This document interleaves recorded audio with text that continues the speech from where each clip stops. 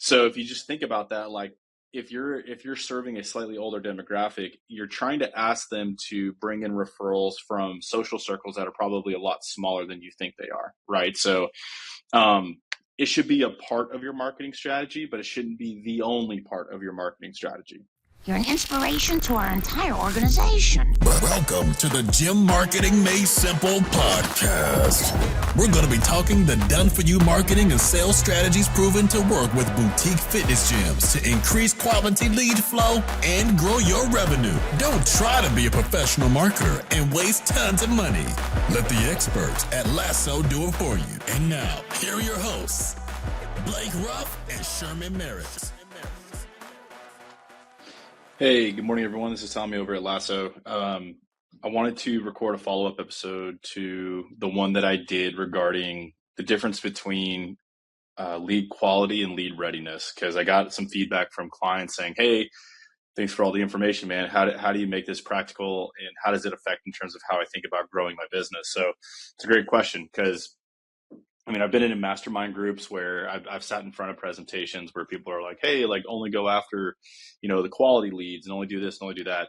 And I think the easiest framework to think about growing your business through the different stages of your marketing funnel, it's really going to come down to what your overall KPIs of your business are, how much competition's in your marketplace, and how fast you want to move. Okay, so at the very bottom of the funnel, right? Let's just start there. At the very bottom of the funnel, this is where you are getting commitments, reactivations, referrals, right? In a perfect world as a gym owner, I would only like to grow my business based on word of mouth from current clients, reactivations of former clients, or people that are an arm's length away from the people who are already attending my gym, right? Those are the warmest leads. Those are people who are going to know, like, and trust. Remember when I was talking about the gap of know, like, and trust? These are the people where that gap is going to be the smallest, right? We have the most amount of trust built in with them because our reputation was built on the word of mouth of someone they're very close with, or they're a former client, so they've already experienced it. Life got in the way. They want to come back, right? Now, that would be ideal. And a lot of people talk about, depending on what type of mentorship groups you're in, they will tell you to run bring a friend weeks like every quarter, right? To try to bring in those people because they are the warmest and they're the easiest to convert. Now, the problem is more often than not, you're not going to get as much lead flow as you think you are, because if you just think about this generally, right?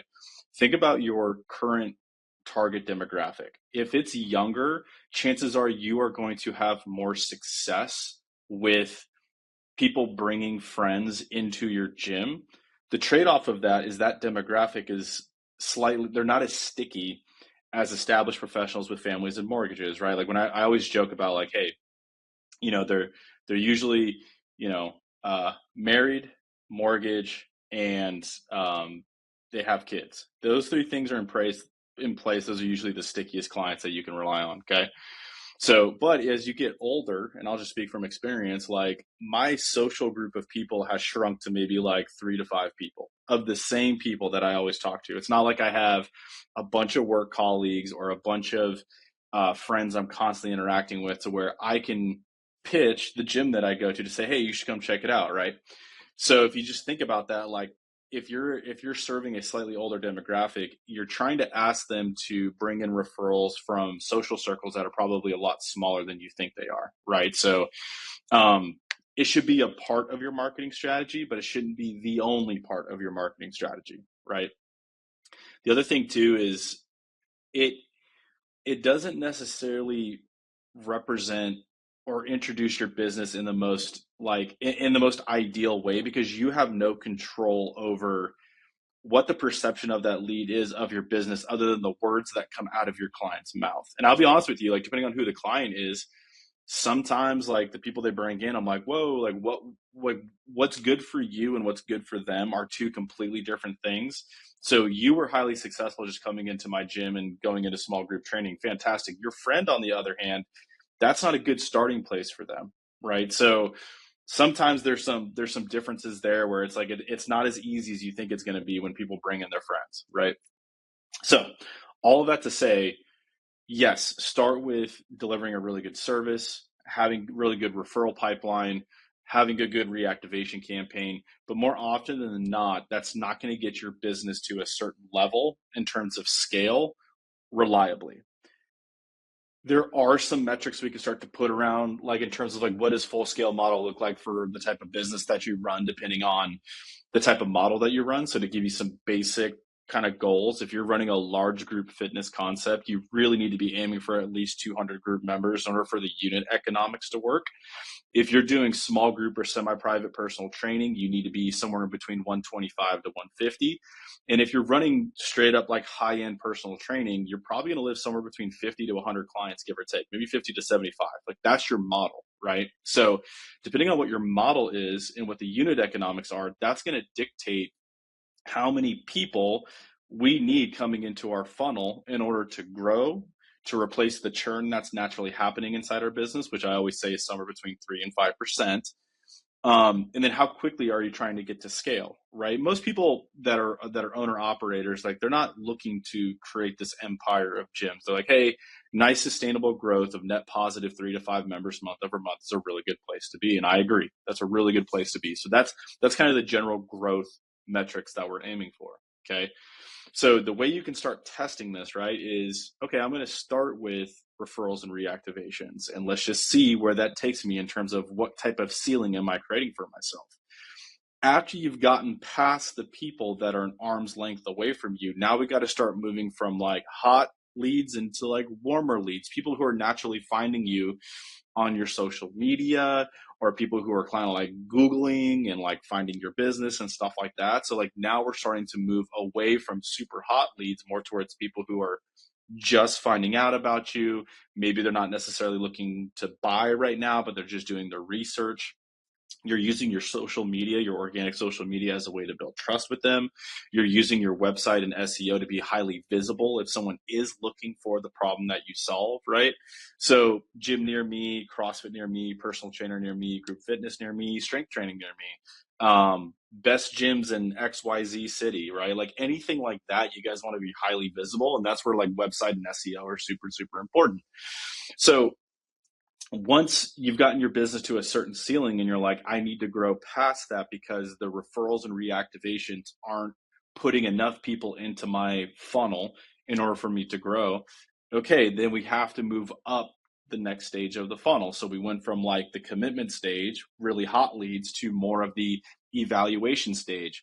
Now, most people are evaluating your business based on organic social media, email lead nurture, and your website. Okay, so we've got to make sure like we're posting consistently on social media to the people we want to attract. We're not using it as a billboard for our current members, right? We're using it as a way to tell a story to attract people to our business. It's outward facing marketing, external marketing.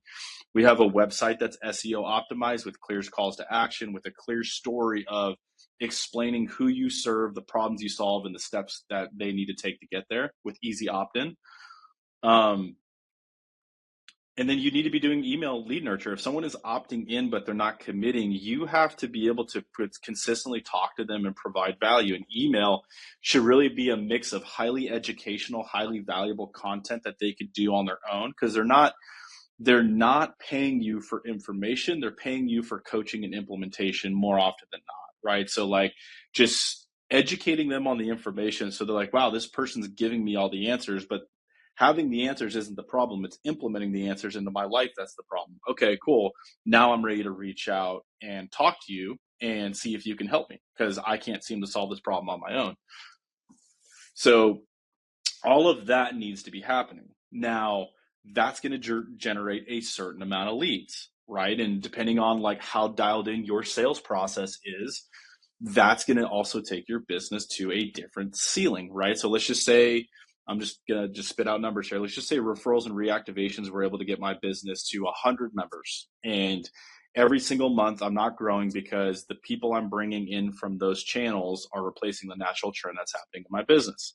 Now I introduced more social media posting, more storytelling, a better SEO optimized website, better lead capture, all that stuff. Now maybe I'm able to grow my business up to 150 members, right? And then I have to ask myself, based on the model I'm running, do I need to go further, or is that sustainable, right? And then you have to move, if it's not where you need to be, then we need to move further up the funnel to the consideration and the awareness stages, where guys, like this is the coldest of the coldest traffic. These are going to be, when it comes to quality, the only reason why you would consider them low quality is because they're not wanting to commit to your gym right now. It's not to say what you do doesn't resonate with them. It's just to say, hey, they're just not in their window of buying fitness and health right now. Totally fine, right? So things like being highly visible around keyword searches, that's how you can use Google AdWords, right? And then you have to delve into some paid traffic, like using meta ads to get more eyeballs on your business. Now, again, that strategy is going to be a function of your other channels. How well are they working for you? What's the natural ceiling you're falling into in your business, and how quickly do you want to try to get to your full model capacity? So if you're in a less competitive market, those other channels further down the funnel are going to work better for you, because the cost to get eyeballs on your business is a lot lower because there's not a whole lot of competition.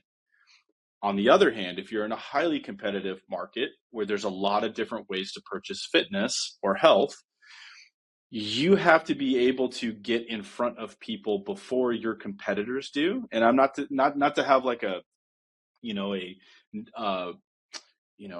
weak mindset around being able to grow, right? Like a scarcity mindset, but more of just like, hey, if you notice that you're bumping into a ceiling and you're like, I am SEO optimized, I am doing bring a friend weeks and referral bonus programs and all these things, and I am posting on social media daily, that's the market telling you, hey, you have competitors that are fighting for the same people and eyeballs in your business. We got to go one step further, right? And that's where we introduce paid ads. But paid ads should only be built on these other foundational things in your business first, because paid ads is going to amplify all those channels, because we're just pushing more people through the top of the funnel. So I'll give you guys another example. So I was talking to a franchisee of a Metabolic studio, and he owns 3 of them, right? And we were having this conversation around lead quality, and he brought up, hey, like I'm really trying to focus on just going after the highly qualified quality leads. Like I'm just trying to go after that. And what I had to explain to him is like, that's totally fine. All you're doing is targeting a portion of your marketing funnel that's a lot lower down than the awareness stage. You're going after people who already know your brand. Maybe they like it to a certain extent, and you're just trying to close that gap of like, we are the ones where you want to do your fitness right now, right? And I asked him, I was like, well, so is your business growing the way you need it to? And he's like, no. Okay, so if all those other channels if you're doing Google AdWords, so if people are finding like, hey, strength training near me and this Metabolic gym is popping up in like, the top 3, top 5, whatever, it's like, okay, like you're doing everything you can to be highly visible, you're building trust, you're posting daily, you're building your audience, maybe albeit slowly, but you're slowly building your audience. The last piece to this puzzle is just having more people be aware that your business exists. And he would say, yeah, I mean, we typically do that through like on-site tabling events. And I was like, that's totally fine. There's nothing wrong with doing tabling events, but understand it's the exact same strategy as meta ads. One's physical in person, one's digital. One is highly labor intensive, one is not so much, but like you're going to get in front of more eyeballs quicker on the meta side, right? So again, none of this stuff is like right or wrong, you guys. It's more of just finding the blend of strategy that's going to work really, really well for your gym. Tabling events should be a part of your overall strategy. You should be getting out into the community and being highly visible, but also understand that just setting up a table at a business and hoping people walk up to you is literally no different than them scrolling on their phone and seeing what you have to do and figure out whether they're curious or not. It's the same exact thing. When I've done my math on the ROI of tabling, I found that because of the labor cost and the cost of time, there isn't a strategic advantage to doing tabling just by itself. Now, you can do strategic tabling through better communication. So like if you have somebody that is opting into your meta ad. They get assigned to your email list. You're pushing out content saying, hey guys, we're going to be at XYZ coffee shop doing a pop-up workout, blah, blah, blah. It's more likely you're going to turn that tabling event or pop-up workout event into a more successful event because you are using Meta as the net to gather people to build your audience. You're using email campaigns to communicate to them, and you're pushing people to the tabling event so they have a reason to be there. If you just show up unannounced and hope people walk up so you can start talking to them, literally no different than running Meta ads. You may be able to build a little bit more trust quicker because it is face-to-face, but I can tell you time spent in terms of the cost of your time is not going to be superior to that of running Meta ads, right? So that's how I would think about strategy with all this, you guys. So there's different parts to the marketing and sales funnel. Lead quality is going to come down to, do they know you exist? Do they trust that you can solve the problem? And is their intent high? Are they willing to buy right now? If all those things are true, that is a high quality lead. It's not to say people who don't have those three things are not quality. They're just not as well qualified as other people.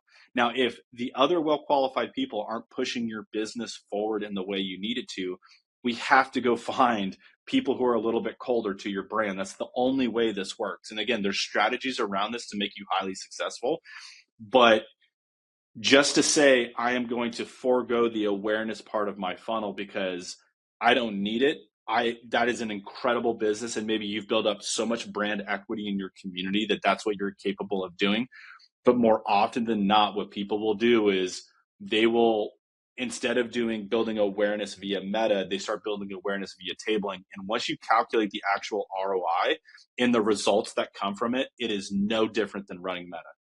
There's ways to strategically use it that I think are superior than just running cold tabling, but just stuff for you guys to think about, okay? And if you ever want to get on a call and actually jam and actually talk through how to sequence your marketing funnel to get better results and help meet people where they're at and push them forward in the stage, I'm here for you guys, okay? And with that, have a good rest of your day.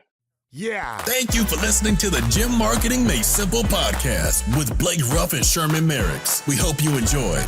We believe marketing should increase revenue and not waste money. So book your free call today. Head on over to lassoframework.com. That's lassoframework.com and find the right words, get more customers, and increase your revenue. We'll see you here next time.